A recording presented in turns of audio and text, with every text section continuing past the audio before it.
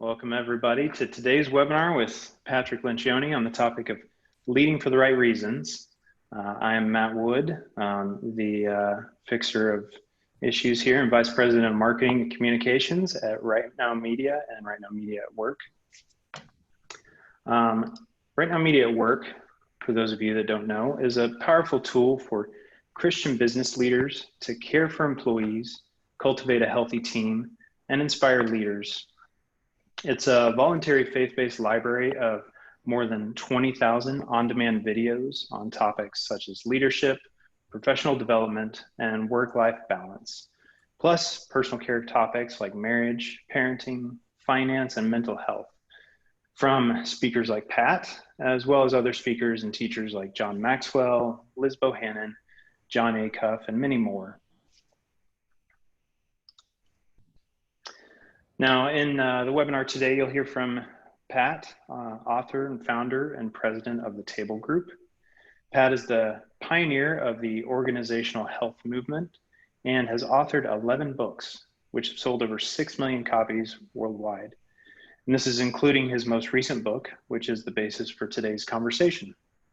That book is titled The Motive: Why So Many Leaders Abdicate Their Most Important Responsibilities as President.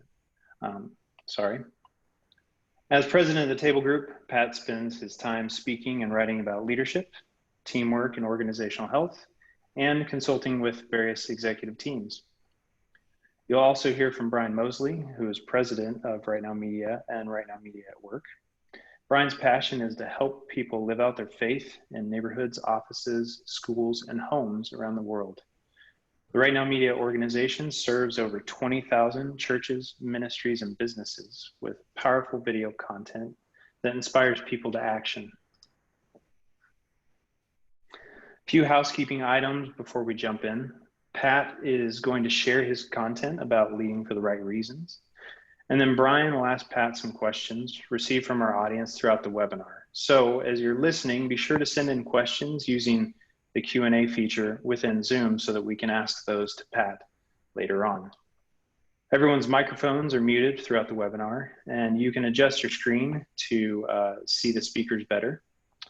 This webinar is also being recorded, and everyone who signed up for it will receive a link to the recording within 24 hours after it ends. So without further ado, I'll turn it over to Brian and let him kick us off. Yep. Hey, thanks, Matt.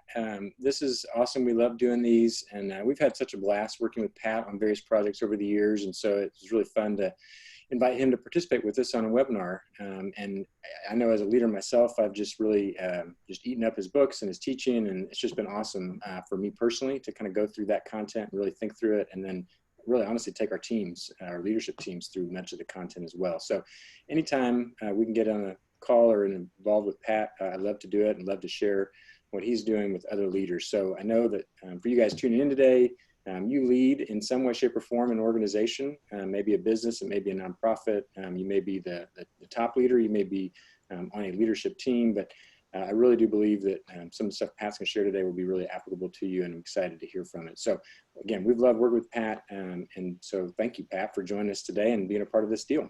It is my pleasure. I'm on vacation in Lake Tahoe, California. And so we got a little room here. This is a blast to kind of jump into work for an hour or so. And I'm glad to be here. RightNow Media it's an amazing service. I mean, I think when I was a kid, I wish there were things like this around then. So. Well, thanks. Well, I would love to, if you don't mind just diving in, this idea of leading for the right reasons. I mean, this, I don't know, it's just such a profound message, but I would love for you to share a little bit more what you mean by that. And again, you share a little bit, I may ask and pepper you with some questions along the way. And then again, for those of you listening and tuning in, please feel free to chime in with some questions and we'll get to those here in just a little bit too. All right. So, you know, when you go to a graduation speech and people say, go out and be a leader, you're the future leaders of the world, you know, change the world. I always want to stand up and say, no, please, please, please don't do that. Don't be a leader unless you're doing it for the right reason. And frankly, when you're young, most people don't really quite understand what that is. Now, you can understand when you're young, but there's a lot of young people that have been told in their lives, be a leader, be a leader, be a leader. And in the world today, if you're watching TV or paying attention to anything in the world, so many leaders are doing it for the wrong reason. And so there's really two reasons to become a leader. And I discovered this model probably 4 years ago, 5 years ago, when I was at a conference down in Palm Springs, and it was a leadership conference, and I was in a room. I gave a talk, and then I got together with about 20 CEOs in a big suite where we sat around in a big circle and not on the ground like cross-legged or anything. We were just sitting there and answering questions of leaders about their business and how they were running their teams and their organizations. And I was getting pushback from a number of leaders on the advice I gave, which seemed a little puzzling to me because it was pretty straightforward. And I realized over time, I was like, oh, I think the reason why none of my advice is making sense to them is because the reason that they're a leader in the first place is a little off. And that's when I realized that all of my books so far have been about how to be a leader, how to run an organization, how to run a meeting, a team, all that kind of stuff. But really, I never really addressed the question of why should you be a leader in the first place? And so this really is the prequel to all my books, if you will. This book, The Motive, is the book someone should read first. If they had a stack of my books and they said, where should I start? I'd say, do this one first, because if this part is off, none of the others are going to make any sense. And so the two reasons that people become leaders, the first one, I'll say the wrong reason first. And that is what I would call reward-centered leadership. And it's very common. And again, it's kind of the norm in the world today. Reward-centered leadership says, listen, I worked really hard to get to this point where I'm running a company, like you, Brian, you're running a company. And somebody could say, so this is really the pinnacle of my career. And man, it's fantastic that I get to be a leader. And now I get to, sometimes it's make more money or have more attention or have more control over what I do or more fun. Essentially, it's about the personal economics of what I get from being a leader. And I think that most people, when you look around the world at the most famous leaders in business, and we look at it like how cool for them, that it's pretty much about them. And we don't even refute that very much anymore. Most people, when they say, who's the best CEO out there, they're talking about somebody who's famous, and their fame is kind of the point of doing it, I think. The true reason to be a leader, and speaking to a group of people that love and follow Jesus, this seems patently obvious, but it's not in the world. And I suppose that's because we live in a world where, a post-Christian world where the way we think looks foolish to the world. And that is the only reason to be a leader is what I call responsibility-centered leadership. And that is you understand the burden of being responsible for leading other people. And you are going to do whatever it takes. You're willing to sacrifice and to suffer for those people. And the personal economics of that are really not terribly good when calculated on any short-term, even medium-term basis. And the truth of the matter is nobody should become a leader if they're not willing to say, yes, I'm willing to suffer and sacrifice for others, and I will do the hardest things. I will do the things that nobody else can do. They will be uncomfortable and they will be difficult, and I'm signing up for that and I'm ready for it. Now, some people call that servant leadership, and I'll just get right to the end of my speech right now and say, I don't like it when people say that person's a great leader. They're a servant leader. The reason why I don't like that is because there's no other kind. And when we say that about somebody, it's almost like saying, well, they've chosen that flavor of leadership. Well, if you're not a servant leader, I don't think you're a leader. I think you're just looking for, your own best interest. And that's just not leadership, I don't think. So this is one of those things that is very simple. And I've been surprised at when people read my book. I've been so glad to hear. Even leaders that are pretty good will say it kind of knocked them on their butt because it pointed out things that they were doing that were more reward-centered than responsibility-centered. Now, because this isn't to say that people is one or the other. This is not a black and white. There's shades of gray in there. But your predominant mode of leadership really needs to be responsibility-centered. And the best way to know whether that's true is to look at the 5 things that leaders who are reward-centered tend not to want to do. Or more importantly, tend not to do. They either delegate them or they abdicate them and complain about having to do them. These are the 5 uncomfortable activities that only the CEO or the leader of an organization, if you're a pastor, if you're a principal of a school, if you're the head of a division of a company or an entrepreneur and you run your own company, only the person at the top can do these 5 things. And if they don't do them, if they delegate or abdicate, it's just not going to happen and people are going to suffer. Okay. So let's take a look at those 5 things now. And Brian, as I said at the beginning, if a great question comes through, please interrupt me if it's about any of the things I'm saying, even right now. I like going back and forth. Does that sound all right, Brian? Yep, sounds good. Good. Okay. So the first thing, and the one I like to talk about the most, that leaders who are reward centered don't like to do, frankly, nobody likes to do it, but you have to do it anyway, is to have difficult conversations, really uncomfortable conversations with people. Often it's your direct reports, or it could be somebody else in the organization, or it could be a customer or a vendor. The most uncomfortable conversations in the world have to be had by the leader. And if the leader won't do them, other people aren't going to want to. And what's going to happen is problems are going to fester. And this happens all the time in companies. I've seen so many CEOs, for instance, I work with CEOs, but church leaders as well. So many CEOs who would get on an airplane and fly to Japan for lunch, but they wouldn't walk across the hallway and close the door and say something uncomfortable and difficult to one of the people they work with regularly. And I think this might be one of the most important things that great leaders do, and one of the most common things that great leaders avoid or abdicate. And they make excuses for it all the time. You know, I just don't have time for that. You know, I think about when I remember when I was working in a company before I started mine, I worked directly for the CEO of the company. It was a big software company. And the chief financial officer was a grump. You know, he was one of those classic grumpy CFOs, you know, and he, I had a meeting with him to go over my budget for the year. And the CFO said, Pat, these programs you do in leadership and communication, I think they're silly. And so I'd frankly prefer to cut them all and fire your entire department and put the savings to the bottom line of the company, because I think this stuff is silly. And so because I'm from California, I thanked him for sharing, you know. And then I said, well, you need to talk to the CEO, then your next door neighbor in this big company, and tell him what you think, and either have it out with him so he can convince you that he's right and you can get on board, or you can convince him you're right and put me out of my misery here. He said, I'm not going to do that. I said, okay, I will. And he said, fine. So the next day I went to the CEO and I said, hey, Mark, your CFO, Fred, I'll call him, he hates this stuff I do. And he doesn't send his people to the programs. He doesn't want to fund them. He tells people he thinks are dumb. You got to talk to him. Now, the CEO said, oh, Pat, that's just Fred. He's just like that. Everybody knows Fred's kind of grumpy. I said, yeah, it's 5,000 people in the company. Not everybody knows Fred, actually. And even if they did, it makes the program suffer. It makes the executive team look bad.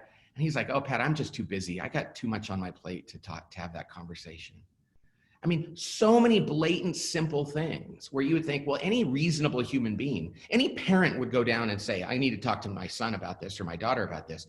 But somehow we get into this job and we're the head person and we're like, oh, that's just not very fun for me. You know, I remember work at that same company. I have a friend who worked in human resources and there was a woman she worked for who was the head of a department, and one of her employees had really bad body odor. And the head of the division asked the HR person to go talk to her about it and said, I'm not going to talk to her about it. And it's, I mean, nobody goes into business and said, you know, someday I want to have a conversation with somebody about the way they smell or about their attitude, or nobody goes into business to do that. Pastors certainly don't. I talk to a lot of pastors, priests about this, and they're like, oh, I'm their spiritual shepherd. I don't want to tell them that they talk too much during meetings or something like that. And it's like, well, if you love them, and I hope you do, and you've realized that you're the leader, you have to do that or nobody else will. Now, let me tell you a blatant story, Brian, about a CEO who's famous. In fact, he wrote a book about leadership. And most people here have heard this guy's name or know something about him. He was not a great leader, but he was a brilliant, famous guy. And so he actually was tired of his chief information officer at his company. And so he decided he needed to go out and find a new chief information officer. So he did, and he hired the guy and he sent out a note to everybody in the company, welcome the new chief information officer of the company. The problem is the CEO never talked to the old CIO and told him that he was replacing him. And I wish I were making this up. I mean, this is so sad. The truth is stranger than fiction. So I was doing some consulting in the organization, and the old CIO, current and old CIO evidently, came to me and said, Pat, what should I do? I said, well, you got to go talk to me. He goes, I've tried. It was a week later, And he would try to go in and just meet with the guy, and his assistant, the CEO's assistant, would say, he doesn't have time right this week to talk to you. So this guy is in a company, all his people are going, do we work for you? Do we work for that other guy? What's going on? Finally, he found himself sitting across from the CEO on the company's private jet. He said, okay, finally, I'm going to get a chance to talk to him. The CEO closed his eyes, put his head down, slept the whole way, got off the plane, and never spoke to him. And the guy finally just left. I mean, think about that. I mean, and even though that's egregious, that attitude is pretty common. It's like, can't I just avoid this? Can't I just have HR talk to them? Can't I just figure he's going to figure it out on his own? So many leaders, and I think all of us can relate to this, that moment we need to go to somebody and say, gosh, you're going to need to change your behavior. Well, and I guess that'd be a question I have is because, you know, even on those examples, which are great, I mean, it kind of ranges from what could be really small, the body odor, you know, to, hey, you don't even have a job here anymore and I need to let you know, right? So, I mean, there's avoidance in both of those extremes. I mean, I love this idea of, you know, as the leader, we have to have the hard conversations. It's our job. You know, you kind of have to put on your big boy pants or your big girl pants and just go do it. So, I mean, it sounds like you're really encouraging us as leaders to not just even abdicate what could be petty conversations. I mean, the smaller behavioral stuff is like, no, that's our job to engage. It starts with those small ones. Yeah. It starts with the small ones. And the big ones make for interesting conversation, but really it's things like you're in a meeting and somebody is dominating the conversation and other people speak and they interrupt them and do all this. Now, in a perfect world, the CEO just goes, whoa, whoa, whoa, whoa. Hey, Fred, dude, you're not letting anybody get a word in edgewise. And frankly, we're not benefiting from the rest of the knowledge here. I need you not to do that. That does not happen very often.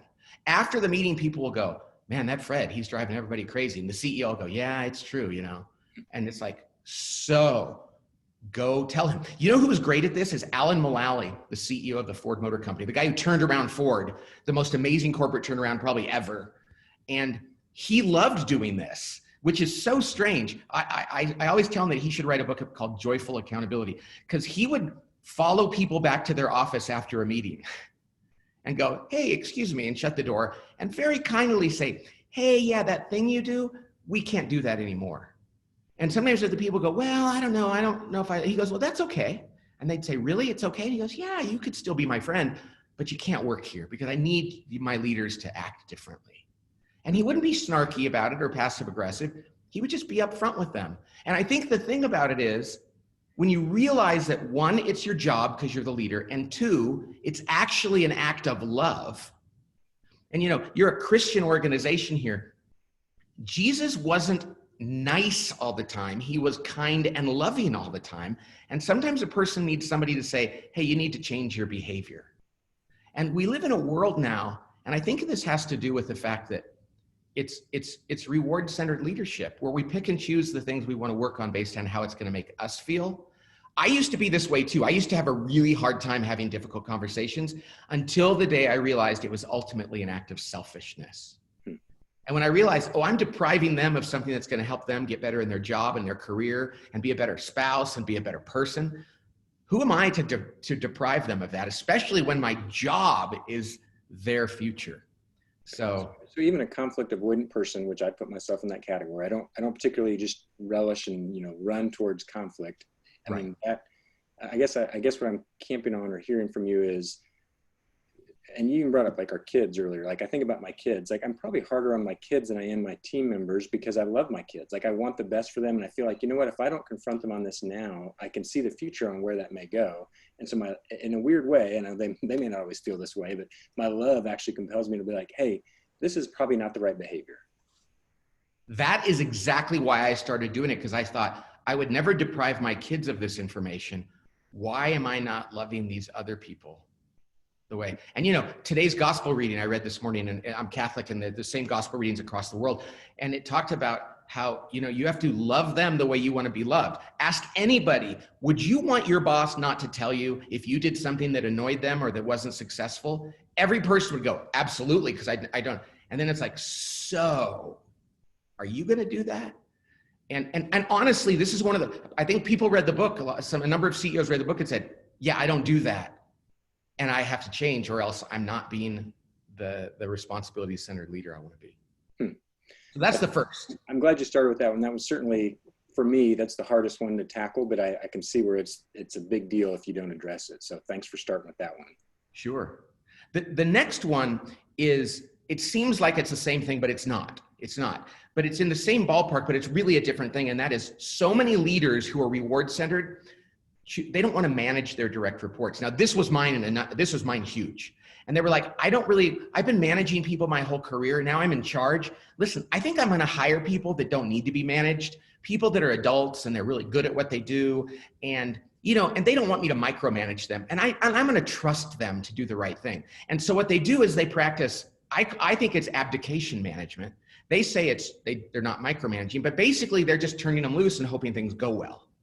And the truth of the matter is, every human being in the world needs management, which is why being the CEO of a company or the pastor of a church is really hard, because you don't have somebody to manage you. And the board of directors or the board of elders or the parish council, that's not a manager. When you're the person at the top, I really think it's it's meant to be a really difficult and at times lonely job. And that's what you sign up for. But everybody else gets a manager. And when you as the CEO says, I don't really want to have to manage these people, I find it tedious and I've got other things to do and I prefer leadership and strategy or whatever else, what we're doing is we're making it much more likely that our team is going to struggle and our organization is going to fail. Because what is management? Management is just helping a person figure out what they should be doing, knowing enough about how they're doing to see if there's any issues that you can help them with, and then coaching them along the way. Now, you don't manage a line employee the way you manage your executive vice president of marketing. Okay, that's different, but it's still management, and it's not completely different either. And the higher I see leaders in an organization, the less management I see going on. And it's crazy. It's crazy because, by the way, in addition to the fact that they need to be managed, you're setting the tone for them that, well, I'm the CEO and I don't manage people. So they're probably going to go, well, I'm the executive vice president of marketing. I probably don't need to manage people because I want to be like that guy or that gal. And suddenly you've created a culture where management isn't being done. The best CEOs in the world manage their people. They know what their priorities are. They know how they're doing. They step in to give them correction if they need it. And they're aware of what's going on their team. And I don't like to manage people. I'm an ENFP in the Myers-Briggs, and I kind of like leadership and the big picture stuff. But I've learned that when I abdicate that, things get sideways. And that's where politics often come in, and real suffering occurs, not because somebody wants it to, but because there's lack of clarity about what we're supposed to be doing. So somebody asked, and it's a good question. It kind of reminds me, or kind of relates to a question I had when I'm listening to you. Like, are there management levels that you can kind of, I guess the thought in my mind is there's a lot of books on leadership and there's books on management, but we often kind of separate those. So I think there's almost like this people who start to get up in the leadership levels don't want to manage because they feel like, well, that's kind of for other things. Like I'm the leader. So, I mean, I guess, you've kind of done it, but I mean, there's got to be some different levels of management or ways that we can manage that's absolutely integral to our leadership, even though we may think it's beneath us, I think that you should, I'm a minimalist or an essentialist. Let's start with the stuff that matters most and do that well, rather than sign up for, and I know some people think management is we're filling out forms and with performance reviews and grades and all this other stuff. And that's usually designed by a lawyer or a bureaucratic person in HR. I think when it comes to managing people is this: are you having regular conversations with the people that work for you about where their priorities are and how things are going and about their behavior? And a lot of that can take place in team meetings. Much of management takes place in team meetings, but part of management is literally saying, okay, that's not going well. Let's problem solve this together. Too many CEOs, and if you watch TV or you watch movies and you learn how to be a CEO that way, you think that being a CEO is giving speeches at board meetings or ringing a bell at the stock exchange and being on TV and walking around the business and glad handing and all that. It really comes down to rolling up your sleeves and sitting down with people 2 or 3 at a time or one-on-one and just saying, so let's take a look at the progress you're making and see if it's enough and how I can help you blow through any obstacles that are preventing you from doing the best that you can. So I don't think, and frankly, if everyone in an organization did that, I think we'd be pretty well off. What's interesting is the lower you go in an organization, managers wouldn't think of avoiding that. sometimes they add a lot of bureaucracy that I don't think is very helpful either. So I would probably say, let's make the bottom less bureaucratic, but let's make at the top of the organization more active. It's not about formality. It's about the question you should ask yourself is, how well do you know what they're working on? I don't mean hour to hour, day to day, but I mean generally. And what are you prepared to do if they're not doing well to help them get where you need them to go? Yeah, no, that's great. I don't think management is an overly formal or tactical thing. I think it's about involvement and activity. Yeah, I definitely feel like, I mean, I'm a pretty avid reader, and I feel like that management idea has kind of been pushed down as like, you know, well, if you're the leader, you're about all these things, and management is kind of other. And but I'm a pretty tactical, hands-on person. I like to be with my team, so I kind of like management, even though I don't like that it seems to get kind of second place. And you know something, different personality types prefer different things too. Yeah. And like some of the next ones we're going to come up to, I can't help but doing, but that's not necessarily because I'm virtuous, it's because it's natural for me. But I just saw somebody wrote, it's hard to have these good conversations in a virtual environment. And here's the interesting thing. We have learned in the last 4 months, and I did not think that I would find this out. I'm actually finding it a little easier to manage people virtually than I did in person, mainly because I have corporate ADD. Like I'm easily distracted, and somehow getting on here, like right now, Brian, I'm looking at the person, I see them in their environment. There's an element of focus. And I've actually found that I've had deeper behavioral conversations with people on Zoom, for instance, than I have in person, which is a weird thing. I don't know if it's because like you're in your bedroom right now, and so I'm seeing you as a whole person versus sitting in a conference room. But whatever the case is, I think we can actually do more than I thought we could. I was a very skeptical person about virtual management. And over the last 4 months, I've been a convert. Now, that doesn't mean I don't think we should be together in person, but I think there's a lot more that we can do than we think. Yeah, I agree. Okay, give me some of the other things that we're avoiding as these, you know, reward-based leaders. The third one, I've written a book about this, and I talk about this a lot, is running great meetings. I mean, when CEOs say to me, yeah, my meetings, I don't like them. We all find them tedious and boring, and you know, it's just corporate penance, we'll do it and get out of there. And I think, and a lot of CEOs will say, gee, if I didn't have to go to meetings, I'd like my job more. And it's like, I have news for you. That's your main activity. I mean, if somebody said to me, how would you know if a football player was a good football player? I would say, well, I'd go to a game and watch them. How about a teacher? Well, I'd go to the classroom and see how they taught. How about a surgeon? Well, I'd probably try to watch in the operating room and see if they did a good job and if things turned out well. If you asked me to watch a leader, where would I watch them? I would watch them run a meeting.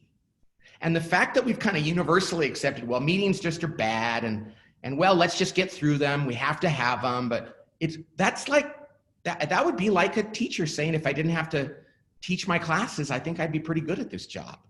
And the fact of the matter is that it all comes down to the leader at the top of the organization. If the CEO of an organization, the pastor of a church, the principal of a school, the head of division, whatever else, if they run bad meetings, that's a terrible sign for how well they're accomplishing the full potential of the organization.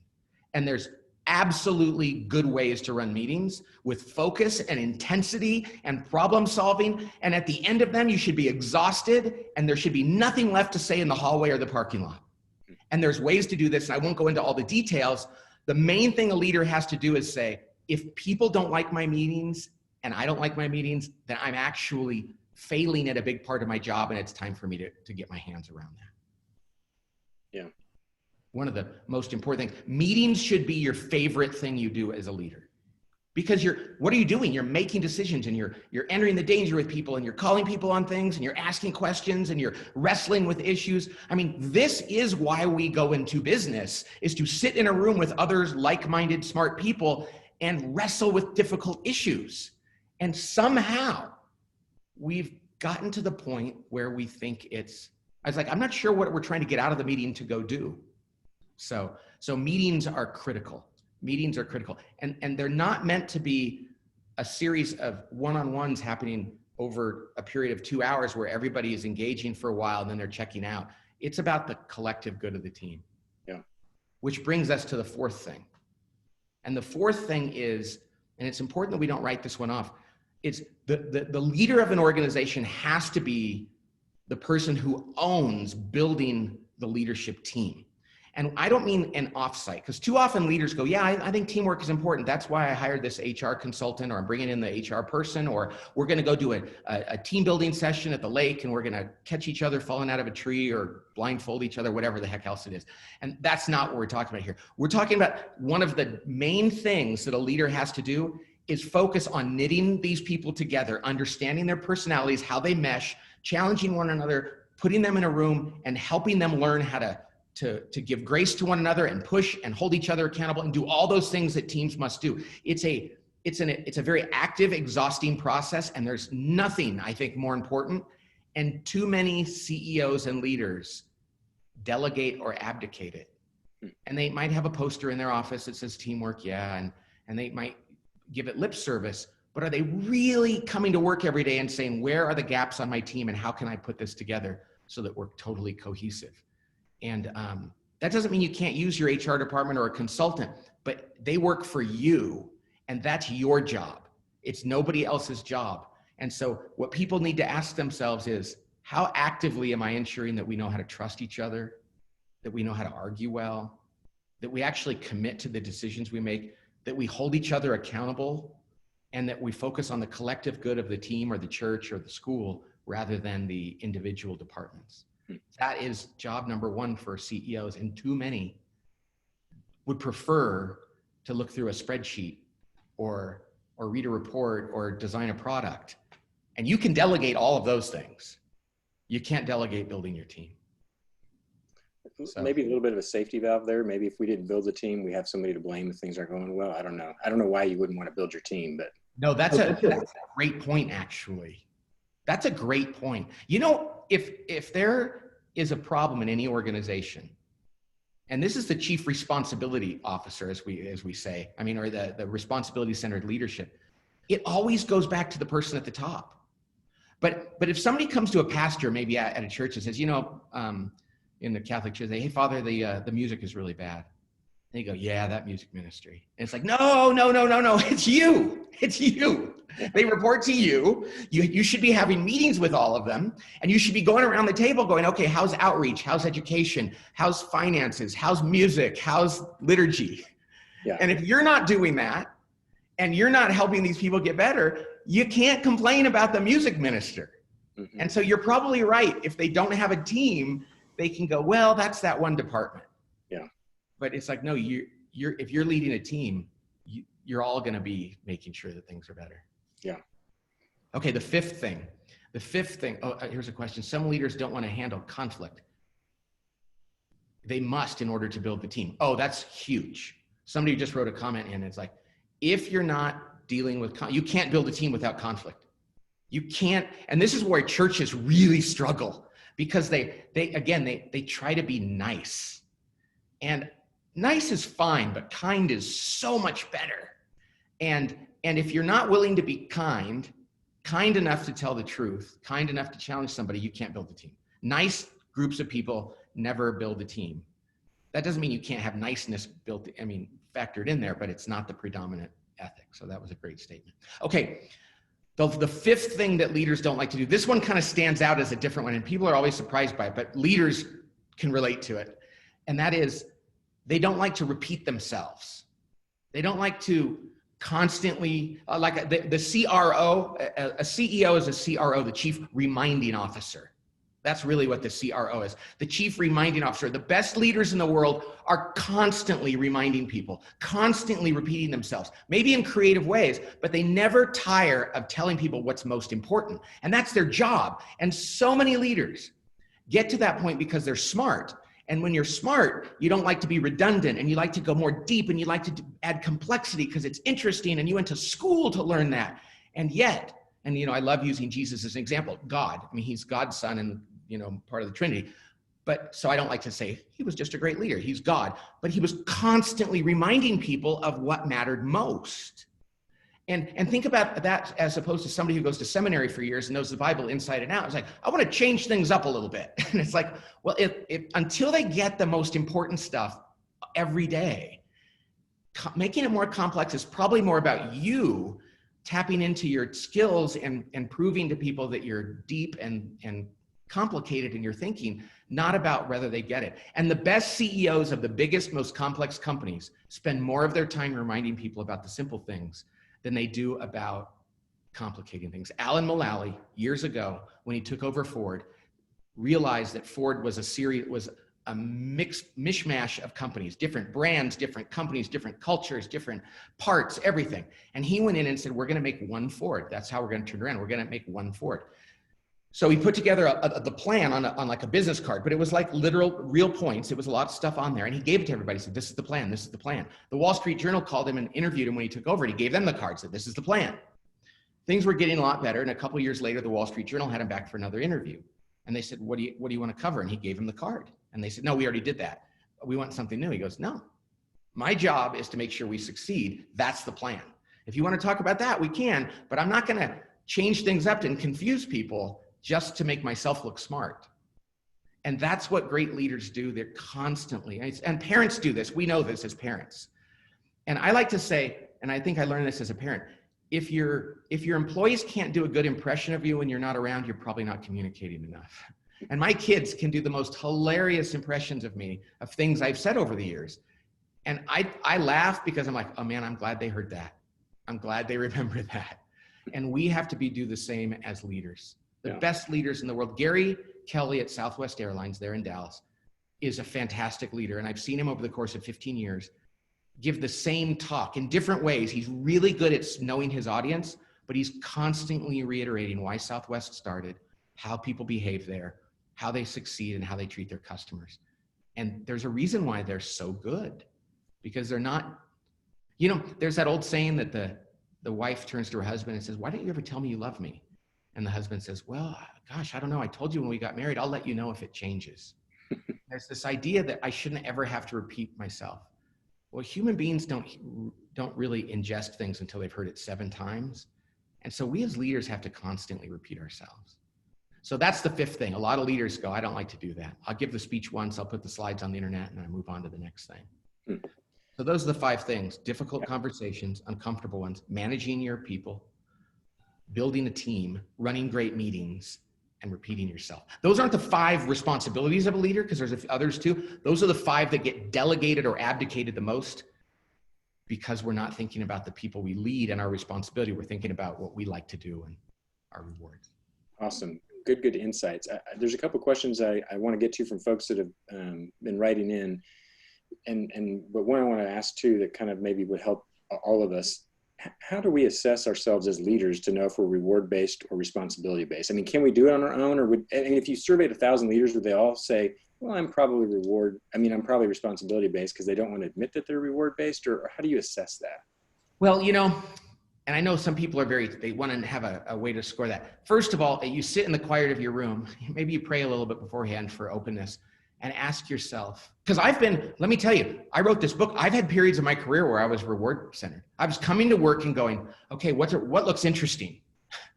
What do I feel like doing? And I'd complain about things, and it's like, dude, your job isn't your edification and pleasure. Your job is for them. So we all slide into it. And it doesn't go that you go 100% to 0%, because I had some great CEOs who said, oh gosh, I have way more reward centered stuff going on. I think most of us, if we really want to know, will read this and go, I know.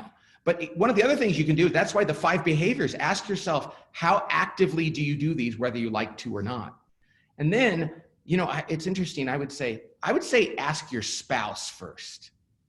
Ask your spouse first, say, hey, listen, I really don't want to be like this, but I think I probably have a tendency. I need you to tell me the truth. And look at the 5 things and just ask, how much of this do you think is about me versus about what I need to do?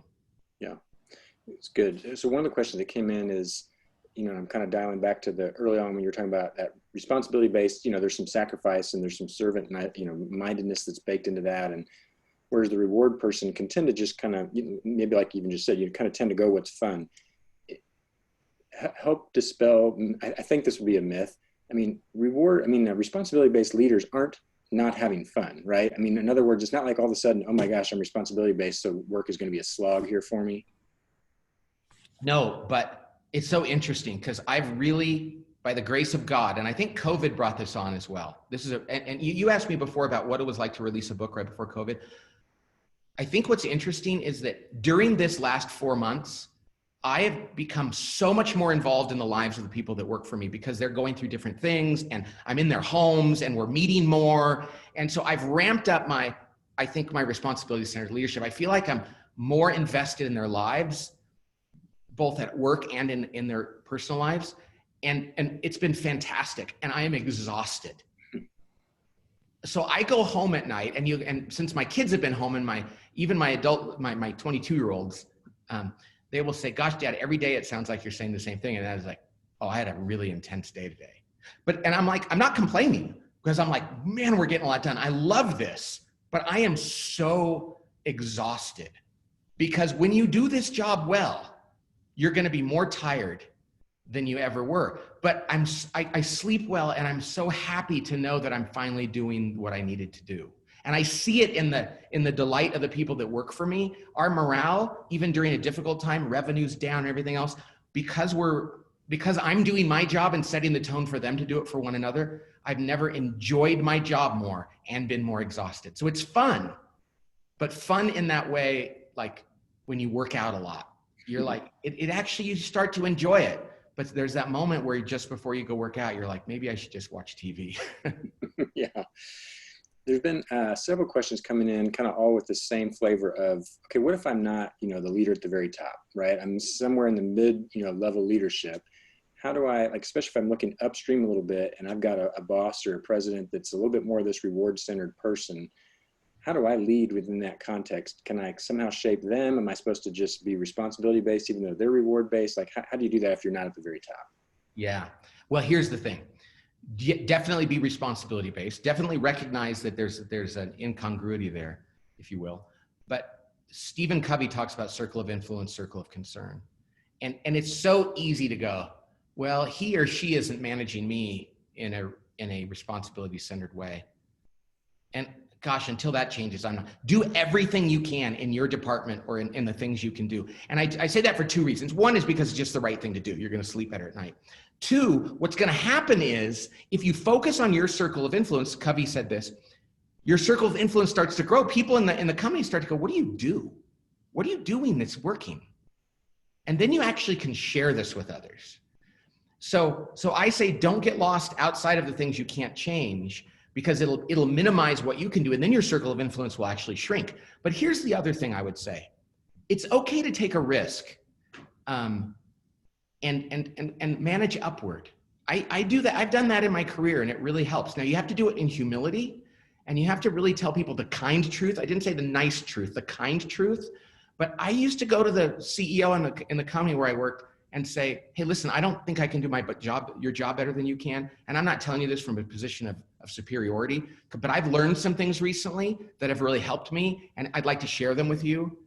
It's very possible, and it's very likely that person would go, because you approach me humbly, I'm listening to this, and that actually makes sense.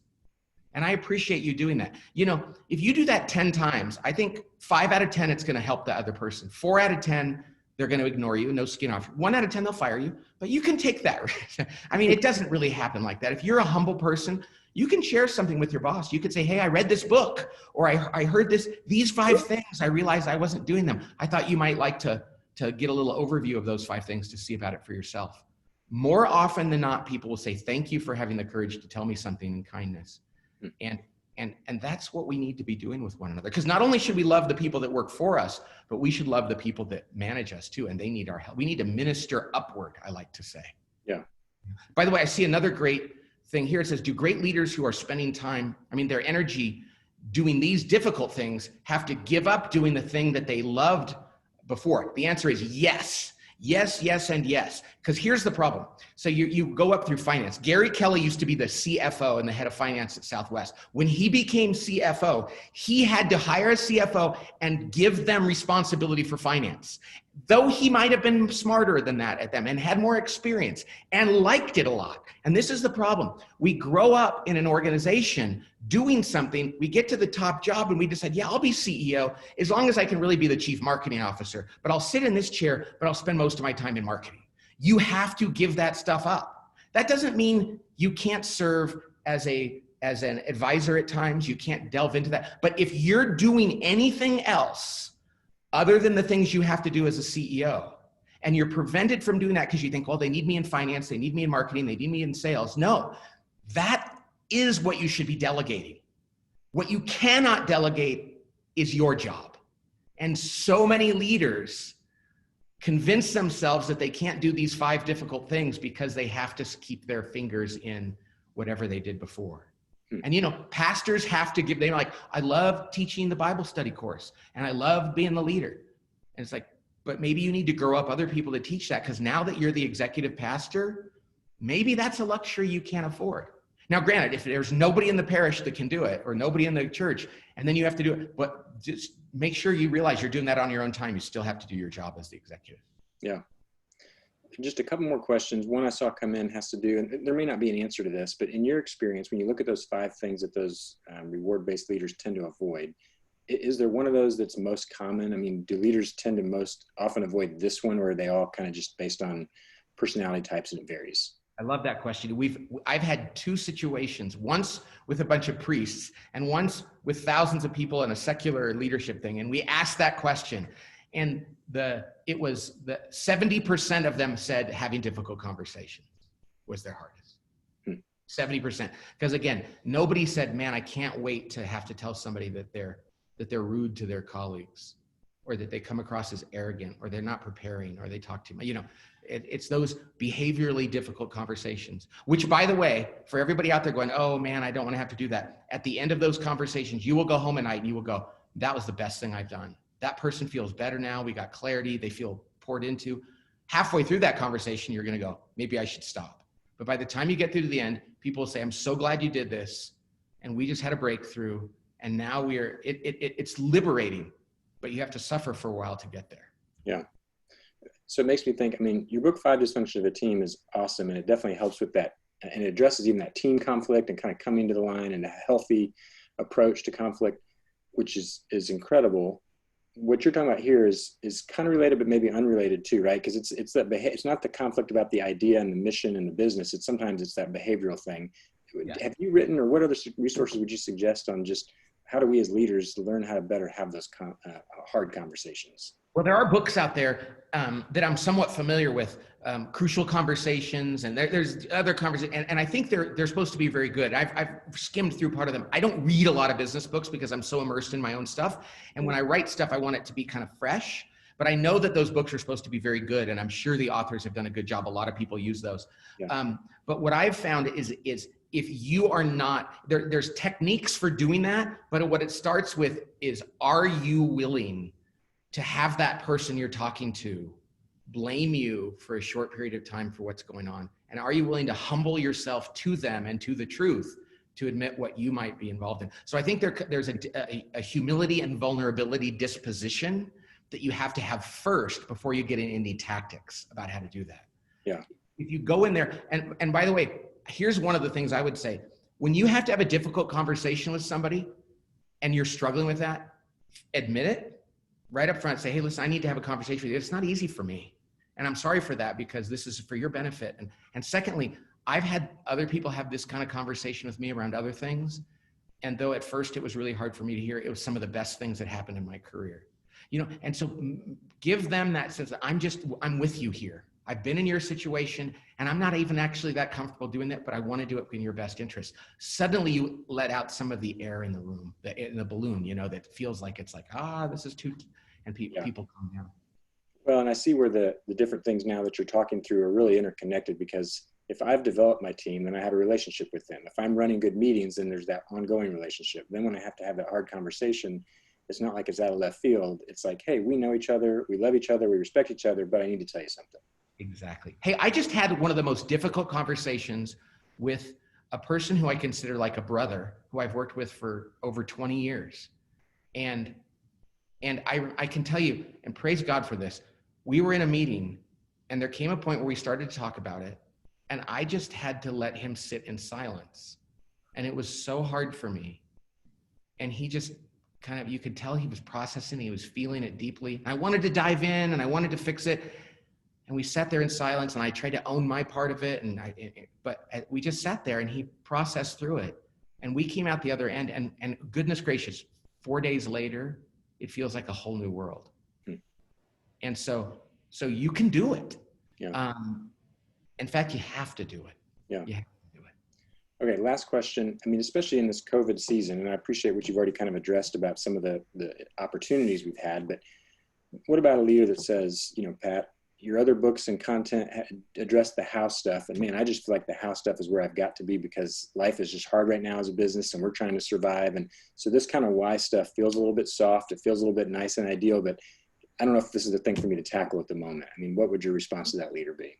Yeah, I would say, well, first of all, I would assure them that this is the shortest book I've ever written and that the fiction is edgy. People are like, there's lots of twists and turns and conflict and stuff like that. But getting the why down clearer makes the how that much easier. Because it might be that, why am I struggling to do this or this? And it's like, oh yeah, because I think it's kind of about me. I don't want to do that anymore. And then you can go to your team and go, hey, guess what, you guys? I've just learned, we'll talk about a credibility gainer. If you can genuinely say to your team, you know, some of the things I'm doing are not for the right reasons, and I want to change. And here's 2 things I haven't been doing very well because I kind of didn't like it, and it wasn't good for you guys, it wasn't good for the team, it wasn't good for the organization. So I just want you to know that they will become your best coaches in helping you do those things. So it really isn't a theoretical or a soft thing. It's like a booster, like you put in fuel, you put in extra some additive. This is the additive you need to put in the fuel tank that'll make all the hows work that much better.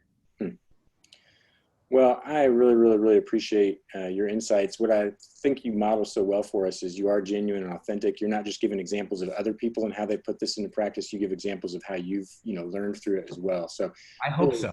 I'm grateful for, you know, this content and just the things that you've challenged to think through on those things that we can tend to avoid. So I appreciate this. I know, Matt, you're going to come in and share a little bit about how some folks can maybe get a copy of The Motive for free, you know, for attending the webinar today, and then point to a couple other resources that would be helpful. So I just want to say again, thank you, Pat, for joining us today. It's always great to see you, Brian. I really appreciate your friendship and partnership. Yeah, absolutely. Okay, Matt, tell us what we need to know here as we close out. All right. Yep. I want to thank you, Pat, again for your time, sharing your wisdom with us. Brian, thanks for the engaging questions as well. If you want to hear more from Pat, you can visit him online at the Table Group. You can follow him on Facebook, Twitter, LinkedIn, and you can listen to Pat and more of his insights on his new podcast called At the Table. Today's webinar was based on Pat's latest book, The Motive, which is available for purchase online and wherever books are sold. We're doing a book giveaway for our live webinar attendees, and we'll draw the winners after this webinar ends. And if we draw your name, we'll contact you via email. So watch your inbox for that announcement, along with the link to the recorded version of this webinar, as well as a survey to provide some feedback for us on today's event. That email should go out tomorrow morning, so be on the lookout for it.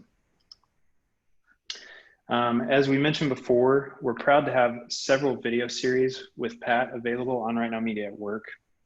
For more information on RightNow Media at Work and our platform, and to find out how this library can help your employees flourish in every area of life, especially during this unusual season, you can schedule your demo to get a free in-depth tour at rightnowmediaatwork.org/free demo.